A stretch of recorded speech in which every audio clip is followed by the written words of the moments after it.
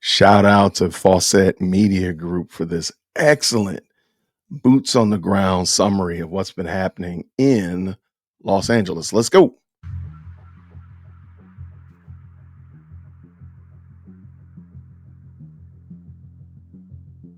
Devastating. Look at that. Oh my gosh. This is fucking insane.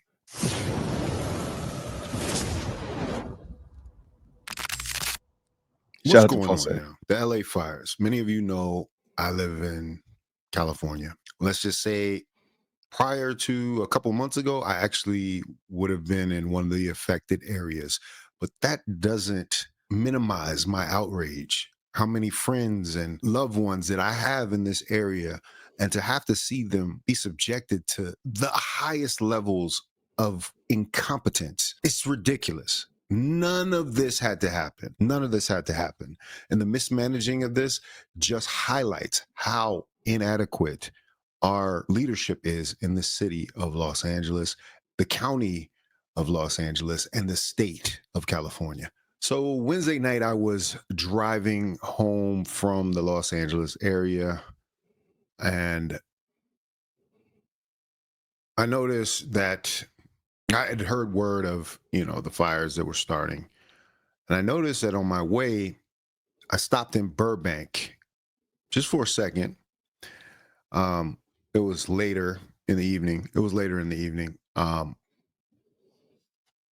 no power. Man, that's got to be scary. Pretty much anywhere. The whole side of the road was dark. And I'm sitting there like, what is going on? So I'm listening to a show, and they're talking about how an area in Pasadena is now also on fire.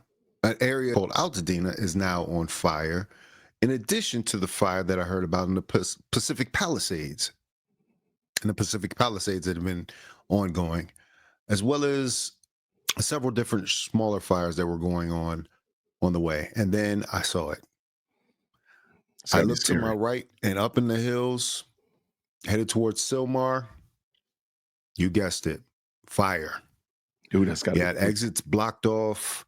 It was ridiculous, but it looked reasonable enough that it could be contained. Shortly thereafter, we hear of these fires ongoing, and now it's impacting Hollywood. Hollywood is where I used to live.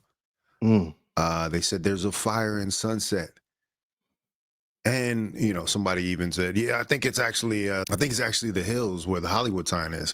Well, actually, it's not. It's another favorite destination of a lot of Los Angelinos and visitors that come here every year. Runyon Canyon was on fire. All of these fires were going on at the exact same time. What the hell is going on? It's craziness. Now, being a Californian off and on for the last 25 years, you start to realize that wildfires can happen. Yeah, for sure. But you start to also realize the reasons for these wildfires and why things like this happen. And a lot of times it is man-made. Somebody flicked a cigarette out of the car driving by. But these seemed purposeful.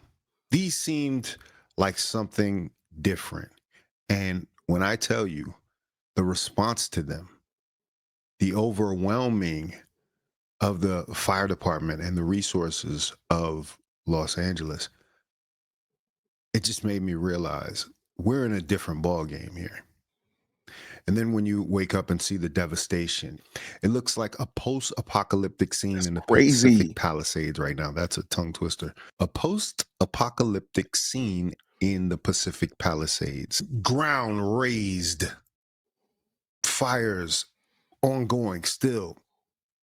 Everything. Cars piled up. Cars getting moved with bulldozers just stacked. People got out of their cars and started running. In the short 4 or almost 5 days now that this has been going on, you mean to tell me that we had reports of fire hydrants being dry because the water was being overwhelmed? This was supposed to be the water to put out the Palisades fire. This is very interesting. Santana's reservoir. It's the water supply basically for the Palisades. When they first started This is super interesting. I really want to find this full video to kind of I've seen the aerial shots of the reservoir and all that stuff, but this guy going around it is very interesting. Check it out. fighting the Palisades fire, they ran out of water extremely quickly. Wednesday, 3 a.m., they were basically out. And there's been a lot of talk on why this happened. So how long has this reservoir been empty for? Since February of last year. There was no communication from the Department of Water and Power to LAFD that there was a water supply issue. The firefighters, when they started fighting the fires, no one informed them that the reservoir was empty. This reservoir holds 117 million gallons of water. The fire department was using a water supply from 3 backup tanks, each one only holding 1 million gallons of water. They say it's closed for maintenance to repair the lid that's on top of it. I don't know a lot about reservoir maintenance, but there's literally no construction materials or vehicles anywhere in sight. Also, with a reservoir like this, you can refill it or start to refill it. So another question is, if they saw the Santa Ana winds were coming and we have this remarkably dry wet season, why was there no attempt to start refilling it back up? I know I threw a lot out there, but I think we need some answers, guys. You've got clouds in the sky that cover almost the whole city. This is a travesty.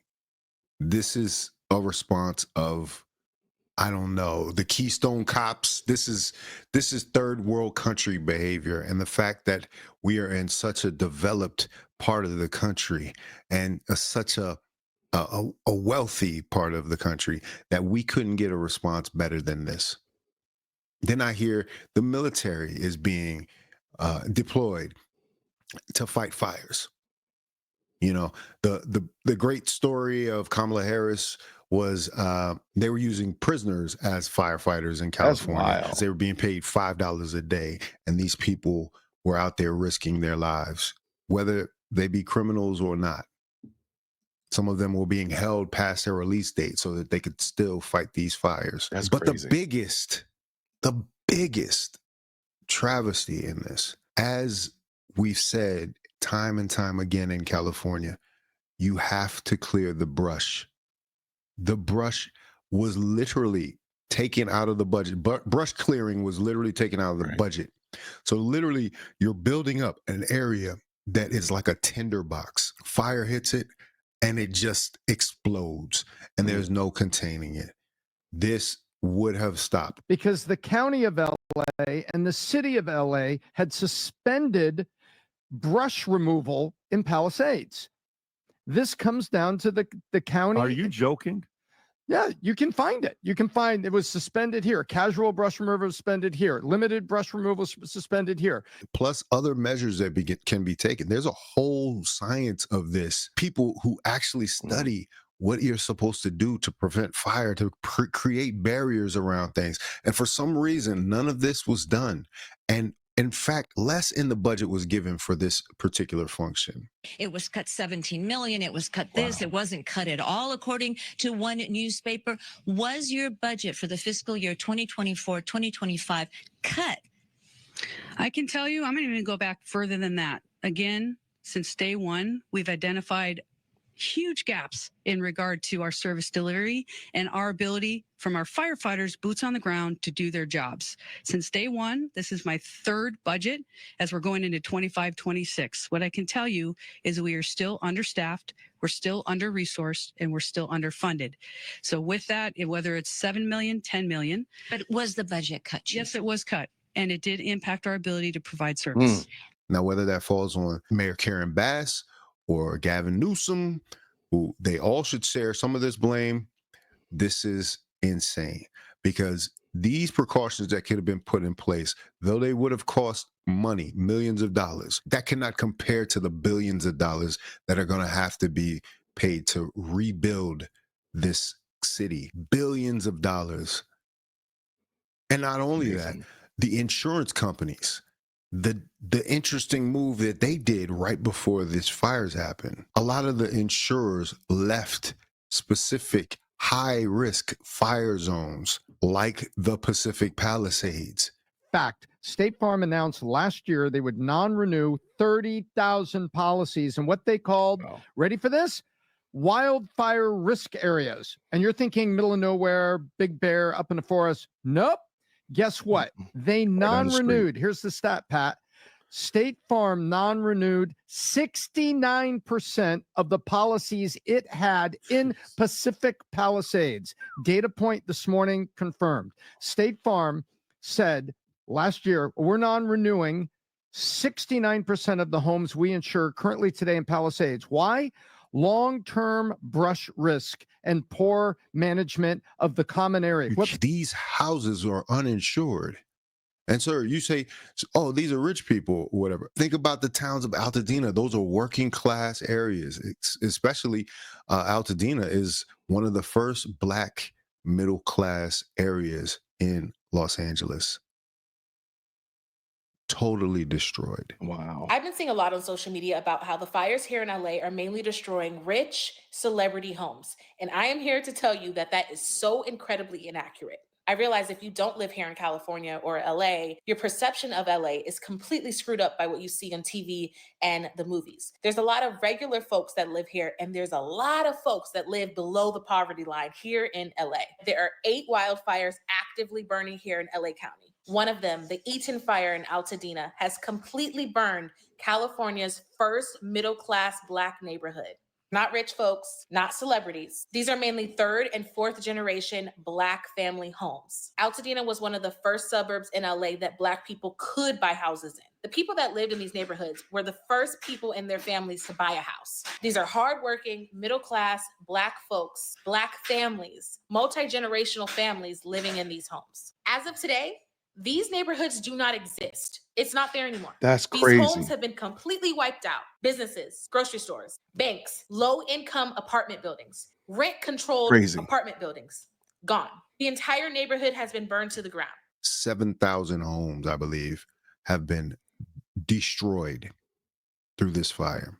I was just over there the other day, and like, this is ongoing. This is a failure of such huge proportions. And I can't help but think California's reputation as this democratic bastion of liberal ideology is going to go away because of it. Now, there are all sorts of theories floating around why this type of thing happens. What plans do they have in the future? Why do they want to displace this many people? And it's no telling. It's no telling. But, you know, I know the Olympics is coming this way. I know the Super Bowl is coming this way in the next few years. So many things are coming this way, and it's starting to look like, how could we manage such a world event if we can't even handle our local fire business? We can't even handle the disaster relief. This isn't even outside threat that's happening. This is something that we're supposed to be prepared for as an area that gets this type of fire every year. I mean, as somebody who's lived here over the years, we've had fires all the time. It happens, it's isolated, it's in a specific area, it's probably remote most times, and every year it's taken care of. But now we actually seeing fires threatening residential areas. They're saying that the area of Brentwood is potentially next in one of these fires. All these homes, all these, and I when I tell you, like, some of the homes in Los Angeles are look at this. 100 years old. Look at these houses. Look at that. Beautiful. And it's burned. I mean, some of these areas are never going to be the same. So this is an alert right now. We have to figure out how. And the fire chief literally says that she was underfunded, but you still got people trying to cop pleas for Mayor Karen Bass or Gavin Newsom and trying to wrap their way around the words. Karen Bass did not cut the fire department's budget where there was no water cut. All the reservoirs were full, so there was no more water to put in the mother. But y'all talking about we run out of water, the fire hydrants are out of water. Well, this is a once in a lifetime prepared for hurricane winds carrying fire all over California. This never happened before. Of course you're going to run out of water. The water pressure was affected because everybody needed the water at the same time, you dumb. Like, I'm so tired of people pontificating online and affecting real important and you don't know what the you're talking about. The goddamn editor of the LA Times, this model minority motherfucker, you out here spreading lies. So now y'all can't even trust the goddamn LA Times because this motherfucker's lying. Lying because a black woman is in charge. I will never understand. Yes, I do. I understand it. But I don't see how useful it is to you to hurt yourself in order to hurt black people in this country. Y'all are idiots. You're morons. And it's time for you to wake the up, smarten the up. Smarten up, Nas. You need to smarten the up and learn how this works so that you're not getting got by the okie doke. Everybody that fell for that saying that Karen Bass is the reason why the Palisades was on fire. First of all, the Palisades ain't even in her mother's jurisdiction. So there's that part. But outside of that, you want to blame a black woman for every issue in your life when without black women, you wouldn't even have a motherfucking life in this country. And yes, I'm talking to every motherfucker that wasn't born here and the motherfuckers who were born here. And like I said, I'm safe. Don't need to worry about me. I am far away from the action for now. Knock on wood. Because who knows? At this point, sure. If they've got that much going on, then how could any other area get any attention? How could any area get any support? But I think it's really telling that this is a watershed moment as we transition out of whatever the last 4 years has been. And we're just going to have to wake up. We're going to have to wake up and do something different. I can't even imagine film industry coming back here. They were already leaving Los Angeles. And now why would they come back and build in this area? Like, that's why there's been so much runaway production. That's why there's been such a depression on just everything that's been happening. They've been having strikes every other month, it seemed like. But I want you all to take notes and remember who and how they responded when it comes time for election, because this is ridiculous. This is elementary stuff that we should be able to deal with, but for some reason we're not able to deal with it. Shout out to FMG, Fawcett Media Group. I'll leave a link down in the description. Definitely go check him out. Support what he's doing over there. Yeah, I mean, shout out to him being a resident of that area, in that local area, and able to give some real good, clear articulation of what's happening over there. So shout out to Fawcett Media. Everybody, thank you so much for helping us hit 50,000 subscribers by the end of April of this year. I'm looking forward to celebrating with you all as we crush that goal. But even more than that, I'm looking forward to giving you more content that you enjoy, that you want to engage with, and such like that. So until next time, everybody, grace and peace. Hit that like for deal with Christian. Yo, for deal with Christian. Smash that bell for the upseas. Yo, smash it. Just smash it. Hit that like for deal with Christian. For deal with Christian. Smash that bell for the upseas. Yo, smash it. Just smash it. Hit that like for deal with Christian.